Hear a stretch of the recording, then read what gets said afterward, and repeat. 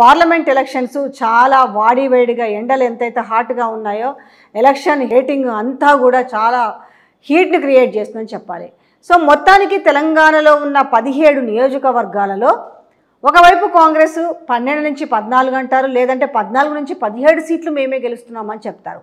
అయితే అనూహ్యంగా జరిగిన పరిణామాలు ఏంటంటే వాళ్ళు ఇచ్చిన హామీలు నెరవేర్చకపోవడం, ప్రజల్లో ఒక కొంత ఏహ్యభావం వచ్చింది. అసలు మాకు హామీ ఇచ్చి నెరవేర్చలేదు.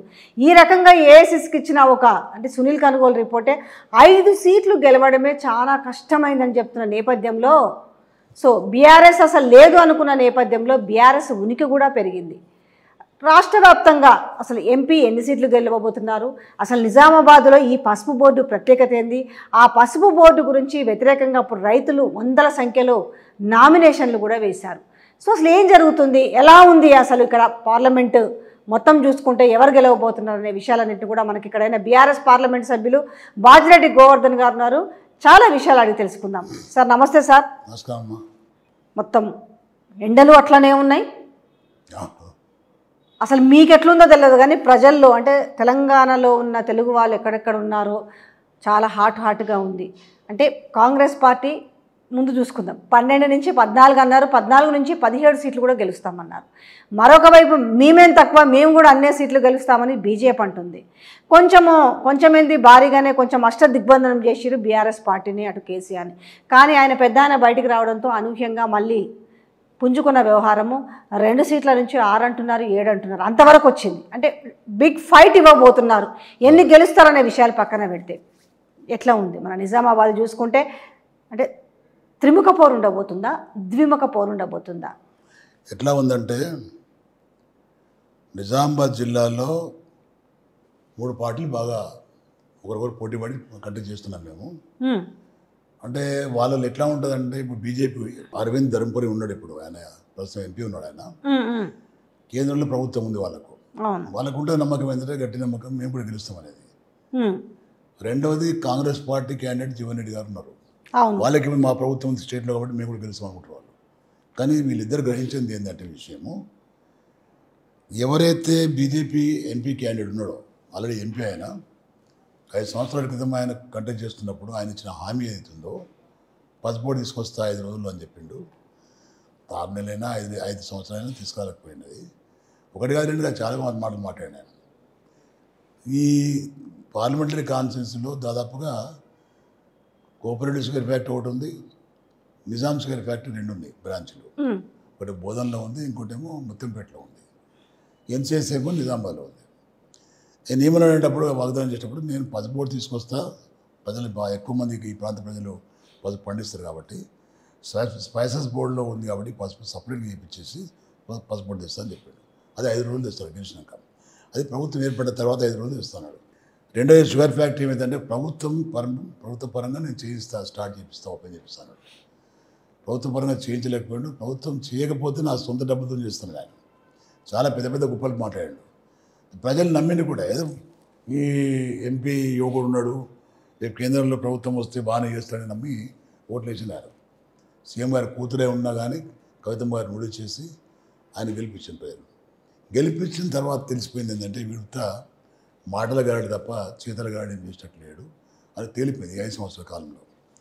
ఇప్పుడు ఏమంటాడు, అప్పుడేమో సార్ ముందర ఒక్కసారి బ్యాక్కి వెళ్తే ఆయన 100 రోజుల్లోనే తెస్తాను అని చేసి ఒక బాండ్ పేపర్ కూడా రాయించి ఇచ్చిండు. తర్వాత అడిగిన సందర్భాల్లో ఏం చెప్పిండు, అది అవుతుంది, అది దాని చేతిలో ఉంటుంది, సెంట్రల్ చేతిలో అన్నారు. ఇప్పుడు అంత మధ్యలో ఏం చెప్పిండు, 1-2 ఇయర్స్ బ్యాక్ వచ్చేసి పసుపు బోర్డు కంటే పెద్దది స్పైసెస్ బోర్డు తెచ్చినాము అన్నాడు. రెండోది ఇప్పుడు ఏం చెప్తున్నాడు అని అంటే, ఆల్రెడీ పసుపు బోర్డుకి అంతా కూడా కేంద్రం గ్రీన్ సిగ్నల్ ఇచ్చింది, గెజెట్ నోటిఫికేషన్ వచ్చింది, ఇంకా ఇన్ఫ్రాస్ట్రక్చర్ మాత్రమే డెవలప్ కావాలని చెప్తున్నారు. ఇన్ని రకాల వేరియేషన్స్ చూస్తే అసలు పసుపు బోర్డుకు ఎందుకు ప్రాముఖ్యత, స్పైసెస్ బోర్డు అనేది, స్పైసెస్ బోర్డులో కూడా మీకు టర్మరిక్ ఉంది, మళ్ళీ ఎందుకు ప్రత్యేకంగా ఈ పసుపు బోర్డు అడుగుతున్నారు?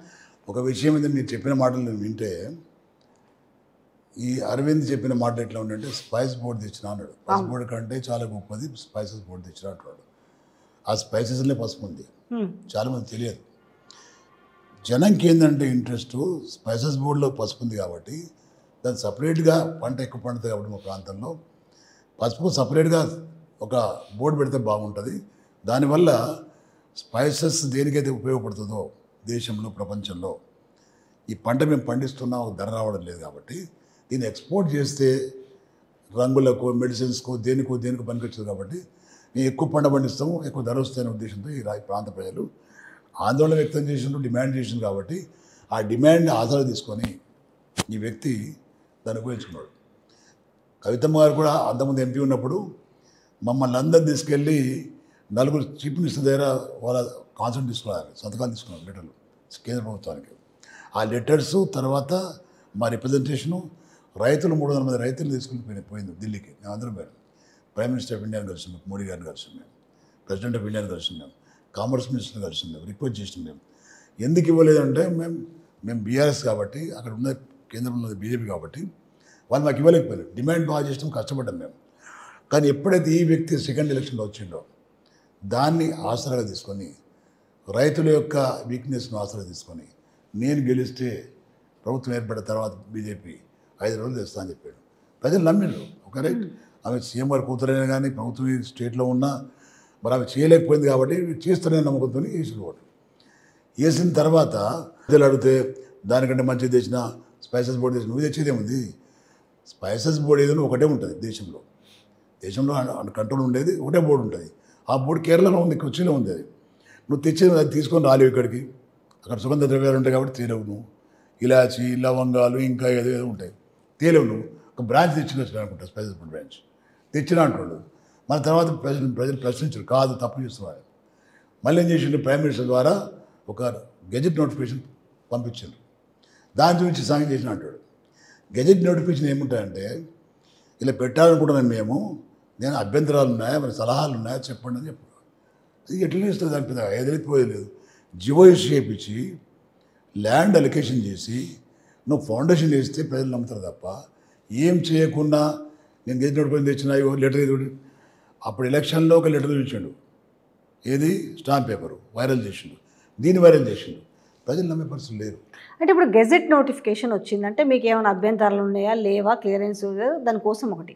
ఈ గెజెట్ నోటిఫికేషన్ ఈరోజు ఏమంటున్నారు అంతా ఓకే అయిపోయింది, ఇంక్లూడింగ్ ఒక ఏం వాళ్ళు ప్రొజెక్ట్ చేస్తున్నారంటే జీవో వచ్చిన విధంగానే ప్రొజెక్ట్ చేస్తున్నారు ప్రజలకు, రైతులకు మీన్స్ ఎస్పెషలీ. ఇప్పుడు ప్రజలు నమ్మే అవకాశం లేదా? చూడు అప్పుడు అన్నారు చేయలేదు కానీ ఇప్పుడు తెస్తున్నారు, ఆల్రెడీ వచ్చేసిందంటే ఓన్లీ ఇన్ఫ్రాస్ట్రక్చర్ మాత్రమే ఇంకా మిగిలింది అనేది రైతులు నమ్మే అవకాశం లేదా? చాలా తప్పు. ఎందుకంటే బీజేపీ కానీ కాంగ్రెస్ పార్టీ కానీ జనాన్ని నమ్మించి మోసం చేసే పార్టీ రెండు కూడా. ఇప్పుడు నువ్వు తెస్తానన్నప్పుడు జియో ఇష్యూ అయిపోయాలా? ఇదే మరి గెజెట్ నోటిఫికేషన్ ఇప్పించినాను ఒక 2.5 years కిందనో 2 years కిందనో ఆర్ 3 years కిందనో నువ్వు గెజెట్ నోటిఫికేషన్ ఇచ్చేసి నువ్వు ఆల్రెడీ ప్రజాభిప్రాయం తెలుసుకొని నువ్వు ఎక్కడో ఒక లొకేషన్ పెట్టి ఈ ప్రాంతాలు మేము పడతాం, ఇంత ల్యాండ్ మేము అలొకేట్ చేసుకుంటున్నాం, మేము కొనుగోలు చేస్తున్నాం, మేము రేపు పెడతామని ఫౌండేషన్ చేస్తే ప్రజలు నమ్ముతారు. అది ఏం లేకుండా ఒక ప్రాజెక్ట్ కడుతున్నాం అనుకోండి, ప్రాజెక్ట్ కట్టినప్పుడు ఏం చేస్తారు, నోటిఫికేషన్ ఇస్తారు, జనంకు పేర్లు పెట్టి ఈ ల్యాండ్ ఇంత మీద పోతుంది కాబట్టి మీ అభ్యంతరాలు ఉన్నాయని చెప్తారు. అది కరెక్ట్ కాదు కదా. అది ప్రాసెస్లో ఒక భాగం, అది ప్రాసెస్లో మొదటి భాగం. అది ఇంకా చాలా భాగాలు ఉంటాయి. ల్యాండ్ ఎక్కడ తీసుకుంటావు, ఆ ల్యాండ్ ఏమైనా అబ్జెక్షన్ చేస్తున్నాడు ఆ వ్యక్తి, అది ఏ ప్రాంతంలో ఉంది, రైతుల అబ్జెక్షన్ ఏంది, ఆ ప్రాంతంలో మేము పెట్టాలనుకుంటున్నాం, మేము ఇక్కడ వద్దు లేదు అక్కడ కావాలంటారా ఏమంటారా, ఇవన్నీ ఉంటాయి, చాలా ఉంటాయి కథలు. దాన్ని అడ్డం పెట్టుకుని నువ్వు డిలే చేయొచ్చు కదా, దాన్ని అడ్డం పెట్టుకుని నువ్వు డిలే చేయొచ్చు కదా. డిలే మళ్ళీ 5 సంవత్సరాలు గడపచ్చు కదా నువ్వు. కాబట్టి దాన్ని ఎవరు నమ్మే పరిస్థితులు లేరు. నేనేం చెప్తున్నా అంటే ఆ వ్యక్తిని నమ్మే పరిస్థితులు లేరు జనం. ఇప్పుడు ఏమంటుండు, మోడీకి ఏడు ఓటు అంటాడు, నాకేమంటాడు ఇప్పుడు అంటే మోడీ మొగ చూసి ఓటు పడతారు అనుకుంటాడు. తప్పు, చాలా తప్పు. బీజేపీ వాళ్ళు ఏమంటారంటే మాకు 400 సీట్లు వస్తాయట దేశంలో. 400 సీట్లు వస్తే అనే వ్యక్తులు 10 పోతే ఏమవుతాయండి? 10 పోతే ప్రైమ్ మినిస్టర్ అయ్యేటోడు. మాట చెప్తున్నా, అన్ని తప్పుడు మాటలు, తప్పుడు సంకేతాలు. నేనేమంటున్నా, గెజెట్ నోటిఫికేషన్ ఇచ్చింది కదా, ప్రాసెస్లో ఒక భాగం కదా అది. నేను గెలిస్తే బీఆర్ఎస్ పార్టీ ద్వారా నేను గెలిస్తే నేను డిమాండ్ చేస్తాను. నేను అధికార పార్టీలో ఉన్న వ్యక్తి డిమాండ్ చేయలేడు, నేను చేయగలుగుతా. మీరు ఇచ్చిన నోటిఫికేషన్ ఏం సంగతి, ఎందుకు ఇయ్యారు మీరు? నేను కొట్లాడుతున్నాను, కోర్టుకు సుప్రీంకోర్టు పోతున్నాను. మాట చెప్తున్నా, మా నాయకుడు నాకు సపోర్ట్ చేస్తున్నాను. అది చేయగలుగుతా, నేను చేసే దమ్ము నాకుంది, చేయగలుగుతా, నాకున్న సీనియర్.